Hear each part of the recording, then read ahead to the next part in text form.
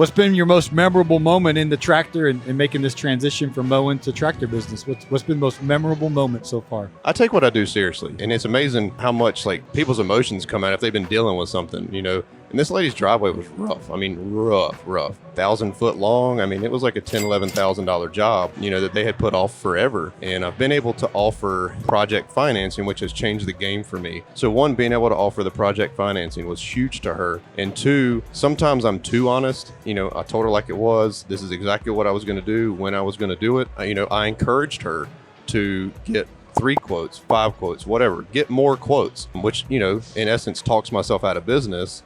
But I stand firm on what I do. I stand firm on the service that I provide and the product I'm trying to sell. I want people to compare me to other people because that's how I get better. And, you know, she came back and said, well, I wasn't the cheapest. I wasn't the most expensive. But what sold me was the time that I spent with her, talking to her about everything I was going to do, everything that the water was going to do, everything that the gravel was going to do. You know, I'm my best salesman. She thanked me to the point of, you know, getting teary-eyed because I guess the service that I provided her was just top-notch. She appreciated everything, and that's been so far the most memorable moment with the tractor business.